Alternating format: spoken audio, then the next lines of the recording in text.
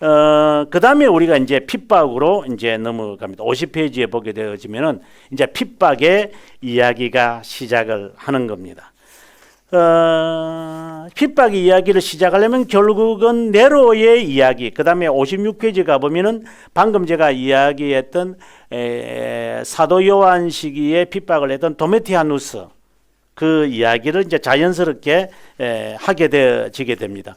그러면 이제 핍박이 이제 시작인 거예요, 이게요. 이제부터 이제 10대의 핍박이 이제 시작하는데 여기까지가 이야기 방금 이제 이야기했던 네로와 잠깐만요. 네로 그다음에 이제 도메티아누스 죄송합니다. 도메티아누스. 이제 이 시기는 다 성경시대라고 했습니다. 제가 이거 성경시대라고 봐야 됩니다. 네로 황제 시기에는 핍박이 시작했고 이 시작입니다. 그 다음에 도메티아누스 시기에는 사도 요한이 핍박을 당한 시기다. 요렇게 이제 우리가 일단 정리를 이게 신약 성경 시대이기 때문에 이렇게 정리를 일단 하셔야 됩니다. 그 다음부터 이제 핍박의 시기의 이야기는 이제 우리 책에서 이제 추라야누스 시기 앞서 제가 황제들 가운데서 가장 존경받는 두 사람 가운데 한 명이 추라야누스다 이렇게 했는데 추라야누스 이야기가 나올 겁니다. 그래서 우리가 여기까지의 이야기 핍박의 이야기 10대 핍박에서 첫 번째, 두 번째, 세 번째 요까지는 지금 우리가 앞 시간에 이야기를 한번 더 가봐야지 핍박 이야기는 본격적으로 여기서부터 이제 시작하는 거기 때문에 그래서 네로의 이야기 어떻게 해서 핍박이 시작되어졌느냐 그리고 신약 성경이 마무리되어지는 여기에 핍박이 어떤 일이 발생했느냐 그것을 우리가 이제 보는 것으로 이제 1교시를 마무리해야 되는데 여기서 우리가 하나 유익 있게 봐야 되는 것은 네로의 핍박의 시작이 왜 시작을 했을까? 왜 기독교인을 핍박을 하게 됐을까? 이게 참 우리가 의문을 가져야 되는. 저는 간단하게 말해줄 때 혁명시대에 접어들기가 되니까 핍박이 되었다. 이렇게 저는 간단하게 이렇게 말을 했지만 말이 간단한 거지 실제는 간단한 건 아니죠. 사람을 죽이는 건데 그럼 한두 명도 죽이는 게 아니고 수천 명씩 수십만 명을 죽이는 건데 그걸 제가 방금 말한 것처럼 그렇게 쉽게 언급할 수는 없겠죠. 그래서 그 시기를 우리가 잘 이유를 우리가 파악을 하게 되어지면 그때에 살았던 성도들의 그 상황들을 이야기 줬죠. 그래서 이제 이 왜 핍박이 시작되어졌느냐를 찾기 위해서 제가 이제 하나 끄집어내는 이야기가 뭐냐면은 당시에 그 19세기입니다. 19세기에 우리가 잘 아는 코바디스라고 하는 우리가 영화로 많이 접하셨는데 시엔 비키가 여기 우리 책에 보시면은 여기에 44페이지에 보게 되지 44페이지가 아니고 죄송합니다. 4페이지가 아니고 52페이지에 보게 되어지면은 중간에 딱 보시면은 시엔키에비치라고 하는 사람이 우리가 잘 아는 오른쪽에 53페이지의 둘째 줄에 코바디스라고 하는 소설을 쓰게 되죠. 시엔키에비치. 우리가 이것을 통해 가지고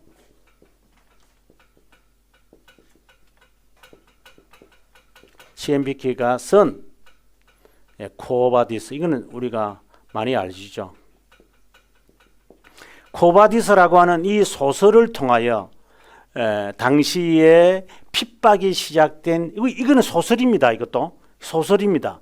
근데 이 소설을 통하여 핍박이 시작되어진 이건 하나의 역사 소설이기 때문에 우리가 참고하는 이야기예요. 이거다. 그래서 지금에 와서 학자들은 네로가 기독교인을 핍박한 게 아니다. 이제 이렇게 결론을 짓거든요. 그런데 그렇다면 어쨌든 기독교인은 사자의 밥이 되어지는 것은 당시의 역사가였던 타케투스에 의해서 분명히 좀 있으면 제가 그 이야기도 나오는데 그 이야기 되어졌는데 똥구름 없이 그러면은 그 시기에 네로의 시기에 기독교인들이 붙잡혀서 죽나? 그럼 그 이후에는 왜 죽이는 건가? 그 이유가 있잖아요. 그냥 죽는 게 아니거든요. 그래서 이제 이런 소설이 이제 만들어져서 이제 원인을 하나 찾아내. 이것도 하나의 픽션이죠. 그러나 이 사람이 이 픽션을 쓰기 위해서 이 폴란드 사람입니다. 시엔키에비치가 이 소설을 쓰기 위하여 그는 로마, 지금의 로마시죠. 로마시에 가서 그는 10여 년을 그는 삽니다. 왜 기독교인들이 죽어야만 했던가를 이제 로마 시해와 로마의 흔적을 바라보면서 그는 연구하기 시작해서 만들어내 놓은 하나의 소설이기 때문에 우리가 참고해 볼 만한 거죠. 이제 이 사람이 이제 이 소설을 쓰게 된 이유는 또 뭐냐? 보면은 여기에 보시면 52페이지에 보면은 시에미 라드츠키, 헷갈리는 이름인데 시에미 라드츠키라고 하는 이 소설가가 이 사람도 헬리크고 이 사람은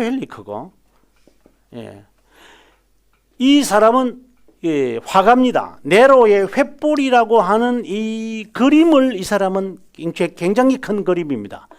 나중에 여러분 구글에 들어가셔가지고 이 네로의 횃불이랑 꼭 한번 쳐보셔야 됩니다. 이거는 이제 뭐 흑백으로 제가 놓아져서 여러분 감이 잘 안 오는데 이거 보시면 아주 잔인합니다. 이 그림에서도 잘 조금씩 나타납니다만은 그 네로가 어디에 위에 있느냐면 중앙에서 조금 위에 아주 이렇게 위에 그늘 짓도록 하고 그의 그 안전 자리를 흑인들이 이제 뭐 얼굴이 다 까마니까 누가 흑인지는 정확하게 모르지만 어쨌든 흑인들이 그걸 이렇게 들고 있고 그리고 나체의 여성들이 그 위에 계단이나 밑에 있고 그다음에 그 오른쪽에 보면은 십자가와 기둥들이 있고 거기에 장미의 농물들이 있고 밑에는 제일 밑에 오른쪽 밑에는 그 사람들이 횃불을 불을 붙이고 있고 그래서 사람들을 불태워 죽이는 그래서 네로의 횃불이라고 그럽니다. 이 장면을 이제 그려 놓은 것인데 시에미 라드츠키가요. 그 이야기를 네로의 당시의 상황의 이야기를 친구에게 이야기해 주자 시엔키에비치가 정말 그래? 해서 이제 로마시에 가서 탐사하고 10여 년을 그는 보내고 난 다음에 소설을 그는 쓰게 되어지는 게 그게 우리 흔히 하는 말대로 대박을 친 거죠. 200만 부가 당시에 팔렸어요. 그래서 노벨 문학상까지 타게 되어지고 지금에는 영화로까지 이제 만들어지게 됩니다만은 우리는 여기서 시엔키에비치가 말하고자 하는 왜 기독교인들이 핍박을 받는 이유가 무엇이냐? 그는 두 가지로 이야기를 하고 있다. 이건 우리가 참고하는 거예요. 이게 사실이라고는 보지는 않지만 그러나 저는 이것이 옳다고 보는 견해에 있어요. 하나는 뭐냐면 기독교인들이 핍박을 받는 가장 큰 이유에는 착했다. 앞서 제가 말하기를 로마 사람들은 타락했다라고 했어요. 타락했기 때문에 정직하고 바르게 지금 같으면 바보처럼 살았다고 보시면 됩니다. 그것에 대해서 그들은 분노를 느낍니다. 상대적으로. 그래서 기독교인들이 도덕적으로 너무 착했기에 많은 사람들이 양심의 가책을 받은 사람들이 기독교로 전향해요.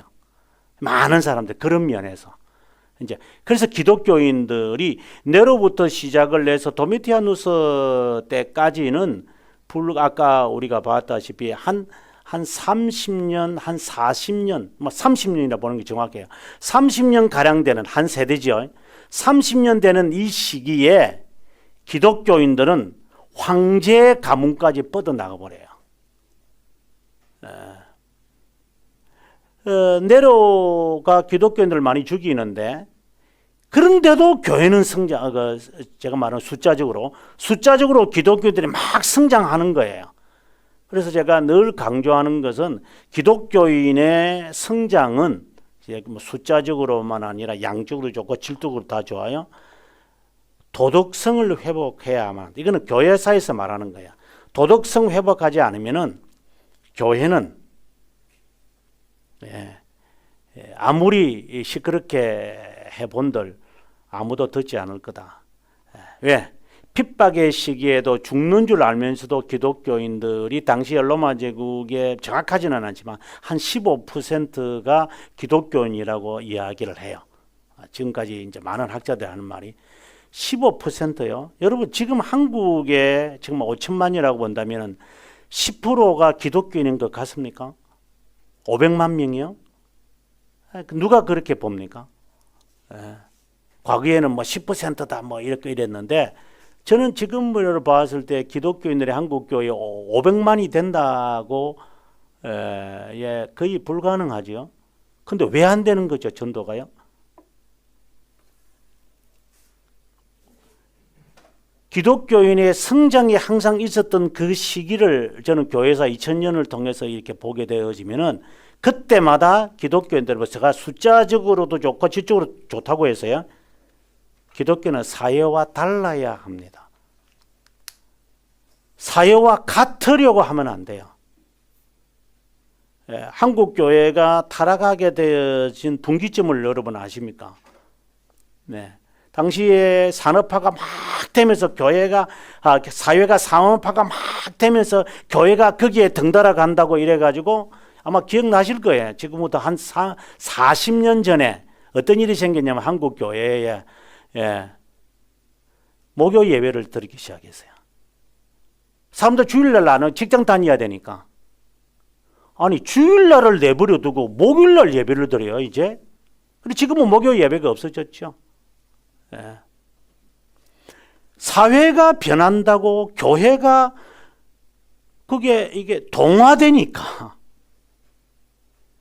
교회는 사회와 동화되면 안 돼요. 사회 쪽으로 가면 안 된다는 거예요. 제가 지난 시간에 그 말했지만 교회는 교회의 위치를 그대로 지키고 가야지 되지. 교회가 세상으로 가가지고 사람을 건진다. 말이야 좋은 이야기지요. 진흙탕에 들어가면 옷 안 버리고 진흙탕 걸어가는 사람 세상에 한 명도 없을 거예요. 예수님 빼고는. 진흙탕 속으로 교회가 들어가서 예수님처럼 그들을 구해낸다고요. 말은 정말 청산유수지만 역사적으로 그렇게 돼본 적도 없고 앞으로도 그런 일이 없습니다. 세상으로 가면 안 됩니다. 교회는 그대로 딱 유지하고 그 핍박을 받든 죽든 어떤 일을 피해를 보든 사기를 당하든 그대로 쫙 가야 됩니다. 이게 시엔키에비치가 우리에게 메시지를 전하는 겁니다. 핍박의 시기에 교회는 여전히 성장했던 이유는 착했다. 사회와 같이 가지 않았던 거예요. 한국 교회가 정말 이 바로 듣지 못하면 지금 사람들이 한국 교회를 보면서 많이 걱정을 많이 하는데 앞으로는 걱정 더 할 거예요. 세상 쫓아가면 안 됩니다. 그대로 교회는 교회의 본연의 자세를 유지하는, 그럼 본연의 자세가 뭐지? 이렇게 질문을 던지겠죠. 그럼 그건 배워야죠. 배워서 답을 찾아야죠. 다음 두 번째가 뭐냐? 53페이지에 보게 되어지면은 로마인들의 문화와 철학적 사상 권력을 자랑하는 로마인들과 신앙과 사랑에 관한 엄격한 도덕성을 고수하는 기독교인의 상반된 그 모습. 그가 본 초대 교회의 기독교인들의 신자들은 하나님께 경배를 드릴 뿐 아니라 그분 때문에 서로를 진지하게 사랑하고 용서하는 것을 보았다. 그럼 두 번째 원인은 뭐냐? 세속화죠. 이 교회가 기독교가 핍박을 받았던 이유의 두 가지가 하나는 기독교인들이 사회에 동화되지 아니하는 것 때문에 결국 교회를 핍박하는구나. 그다음 두 번째는 이 사회가 세속화로 치닫고 있기 때문에 이것을 그들을 끄집어 당겨 넣으려고 하거든요. 지금 이 시기를 잘 보시면 돼요. 사회와 지금의 국가, 뭐 지금도 그렇고 과거도 미래도 그렇지만 국가는 교회를 삼키려고 그래요. 이 교회를 마음대로 조정해야 되거든요. 그래야지 문제가 있는 교회 성도들이 가장 단합이 강한 의지인 것이 갖고 있으니까 종교죠. 이 종교를 국가 정치가 확 이렇게 사로잡고 있어야 돼요. 그래야지 국민들의 마음을 사로잡을 수 있으니까. 그래서 이거는 과거도 그렇고 미래도 그럴 거예요. 그 틈바구니 속에서 기독교인들은 샌드위치가 되면서 죽는 거예요. 근데 기독교인들 그냥 죽어요 또. 이 미련하고 이 미련둥이들 같다. 이제 지금의 생각해 보면은 아이고 미련둥이야, 이거 바보야. 죽인다고 죽나 도망가야지. 죽인다고 기독교인이라고 쫓아낸다고 해서 쫓겨나오나 그게 망부석이 되지 뭐 이렇게 하겠죠. 지금의 시대로 바꾸어 보면은 뭐라고 말해야 될지 저는 모르겠어요. 사회에 동화 안 되니까 우리들을 핍박한다고 그거 핍박하는 소리 듣기 싫어서 동화되는 척하고 있는 지금의 우리의 모습은 참 이들이 바라보면 이거 우습다 이렇게 이제 이야기를 하겠죠. 그래 이 과거의 신앙에서 우리를 이렇게 바라보면 좀 이해 안 되는 부분들이 참 많다고 저는 생각을 합니다. 그 다음에 넘어가서 54페이지, 54페이지에 당시의 역사가였던 타케투스, 사회인 사람입니다. 이 사람이 이제 당시의 네로의 핍박을 이렇게 묘사합니다. 기독교인들을 진멸하는 장면을 스포츠를 보는 듯 즐겼다. 사나운 야생동물을 우리에 넣어 기독교인들을 죽게 했다. 그렇지 않으면 십자가에 못 박아 죽이거나 화형을 시켰다. 날이 어두우면은 그들은 밤을 밝히는 램프가 될 정도였다. 네로는 이런 광경을 대중들에게 보여주기 위해 자신의 정원을 공개하여 서커스 게임을 하게 했다. 어떤 학자들은 이런 것은 아니다 뭐 이런 말하는데 그럼 타케투스가 거짓말을 했다는 것밖에 안 되죠. 당시에 살았던 사람이. 이건 당시에 살았던 사람이 하는 이야기입니다. 네로는 이런 광경을 대중들에게 보여주기 위해 자신의 정원을 공개하여 서커스 게임을 하겠다. 아무리 그들이 범죄를 저질렀다고 하더라도 사람들은 형벌을 당하는 자들을 바라보며 동정했다. 그들이 양심의 가책을 받은 것은 아니었겠지만 단지 난폭하고 잔인한 한 사람에 의해 형벌을 당하는 것이기 때문에 기독교인들을 불쌍하게 생각을 했다. 이거는 우리가 표현한 게 아니라 안 믿는 자가 비기독교인들이 역사를 이렇게 서술했다면 이뿐만이 아니에요. 이제 기독교인들을 죽일 때 이제 사자들을 주로 죽이거든요. 사자들을 우리에 집어 넣어요. 아니면은 사자들을 이제 이렇게 숨겨놨다가 쿠바디스 그 소설을 보면 잘 나타나는데 되게 한 300에서 1000명 정도를 이렇게 풀어요. 여기에 이런 이 경기장이 아니고 콜로세움을 말하는 게 아니라 이와 같은 경기장들이 많이 있는데 그런 경기장이 이렇게 풀어버리면 이제 한 300명에서 1000명 어린아이도 있고 어른들도 있고 노인들 다 있어요. 그러면 그 사람들은 앉아가지고 무릎 꿇고 기도해요. 이거는 이제 여러 역사에서 증명이 되는 건데. 그래서 성도들은 무릎 꿇고 기도하고 있으면 이제 사자를 대개 10마리에서 한 30마리를 풀어버려요. 그리고 풀어버리면 이들이 와서 사람을 뜯어서 다 죽여버리죠. 이것을 매일같이 하는 거예요. 이건 매일같이 해요. 그런데도 예수 믿는 사람이 생기는데 어떻게 하란 말입니까? 그럼 이걸 어떻게 풀어요, 이걸요? 그러니까 지금이 아무리 어렵다 이런 것에서 답을 세속화해서 답을 찾으려면은 답은 안 나와요. 여러분 눈을 정말 크게 뜨셔서 아무리 어려운 시기라도 하나님께서 다른 양을 찾으시는 그 일에 하나님께서 지혜를 주리라고 저는 봐요. 그래서 자꾸만 세속적인 방법 자꾸만 사용하려면 하면 안 돼요. 나중에 이제 그 교부들에 관한 이야기를 하면서 있지만은 이 교부들이 당시에 속사도라고 그랬죠. 초창기에 핍박을 받으며 죽는 그 1세기, 2세기의 사람들이 활동했던 시기에 거기에 교리문답이라고 하는 디다케라는 것이 있어요. 디다케. 이제 여기에서 교육학이라는 말이 이제 나오는데 12사도가 준 교훈, 이래 교훈이라는 뜻이죠. 디다케. 이것은 지금의 교리문답서예요. 교리문답서. 핍박을 받는 사람들에게 교리문답서를 가르쳤어요. 지금 한국교회 무슨 핑계를 가지고 교리문답을 교회에서 안 가르쳐요? 뭐 성도들이 안 배운다고 해서 안 가르친다고요? 그러면 핍박받을 때 성도들 배우려고 왔겠어요? 내일 죽을 판인데. 근데 앉아서 이 사람들 앉아서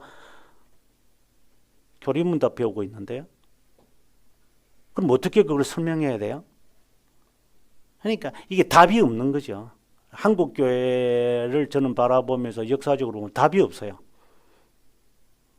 교회의 본질은 행하지 않으면서 무슨 답을 찾겠다고 지금 머리를 싸매고 머리가 두통이 생겼나? 머리를 싸매고? 아니요. 본질로 돌아가면 답은 있게 돼 있어요. 교회에는. 그래서 숫자 성장이다 이런 데 신경 쓰는 게 아니라 우리가 교회가 이 세상에 존재하는 이유가 있는 거예요. 이 이유를 알고 세상을 바꾸려고 교회를 하나님이 세운 게 아니잖아요. 세상 바꿀 것 같으면 하나님께서 교회를 만들어 놨겠어요? 그 생각은 교회관 자체가 잘못된 거죠. 이 교회의 본질에 대한 개념이 없어요. 이제 그거는 이제 우리가 이 시간이 아니니까 이제 제가 말은 안 하겠지만 그냥 단적으로 제가 예를 들은 이유는 아무리 어렵고 힘들고 바쁘고 아프고 환난과 죽음과 내일 죽는다 하더라도 그들은 말씀을 딱 배워요. 근데 지금 한국 교회가 그렇느냐 제가 되묻고 싶은 거예요. 본질은 어디에 다 던져버리고 다른 거 자꾸만 하겠다는 거잖아요. 한국 교회는요. 그러니까 뭐 교회와는 거리가 멀어지는 거죠. 근데 이 본질로 돌아가기 참 어려워요. 실제로는. 말은 이렇게 쉬운데.